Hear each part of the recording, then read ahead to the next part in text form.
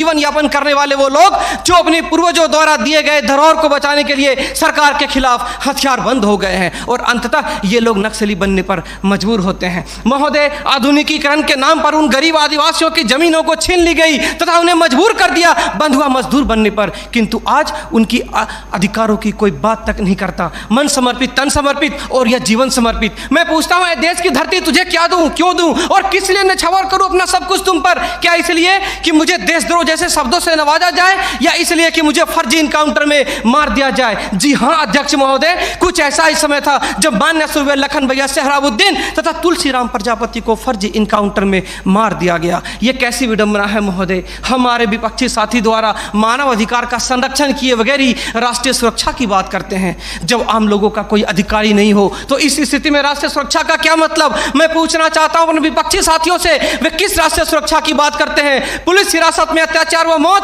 Unnao case, किसानों द्वारा आत्महत्या या बिहार के शेल्टर होम में हुई मासूम बच्चों के साथ दरिंदगी, क्या यह है राष्ट्रीय सुरक्षा?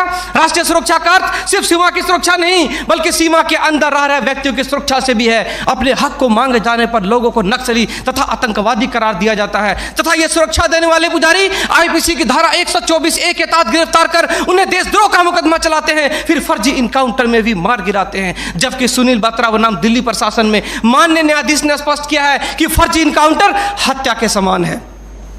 10 जुलाई 2004 को मनोरमा देवी के साथ दुष्कर्म और उसकी हत्या तथा पूर्वोत्तर राज्य की महिलाओं द्वारा हम सुरक्षा बलों के समक्ष निर्वस्त्र होकर विरोध प्रदर्शन करना इस बात का द्योतक है कि हम सुरक्षा बलों ने arms force special power act का दुरुपयोग कर नाजायज फायदा उठाया है। वहां के लोगों को जबरन गिरफ्तार कर उसे मानसिक एवं शारीरिक रूप से प्रताड़ित किया है तथा उनकी बहु बेटियों के साथ दरिंदगी कर मानवता को संसार किया है। यह देश की सभ्य समाज एवं लोकतांत्रिक शासन प्रणाली पर प्रश्नवाचक चिन्ह है। सीआरपीसी की धारा 41, 42, 107, 151 के तहत बिना वारंट गिरफ्तार करने की शक्ति, सीआरपीसी की धारा 129, 130 मजमे को तितर बितर करने की शक्ति और जरूरत पड़ने पर गोली चलाने तक की शक्ति इन सुरक्षा बलों को दी गई है। और कितने अधिकार दिया जाए इन्हें? तो दे दो रोलेक्ट एक्ट जैसा अंधा कानून और ढूंढते रहो इतिहास के पन्नों पर स्वतंत्रता एवं समानता जैसी शब्दों को। महोदय, आज जरूरत है चिंतन की, मंथन की, जागरूकता की, लोगों में विश्वास जगाने की। आज जरूरत है सुपर 30 जैसे संस्थानों की ताकि अपने पथ से भटके हुए बच्चों को उचित शिक्षा,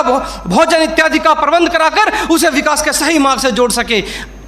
अंत में फैसला माननीय निर्णायक मंडल के पर छोड़ते हुए गुरुदेव रविन्द्रनाथ टैगोर की इन पंक्तियों के साथ मैं अपनी वाणी को विराम देना चाहूंगा कि मैं जीना चाहता हूं इंसानों की फौज के बीच में, मैं जीना चाहता हूं उगते सूरज की किरणों के बीच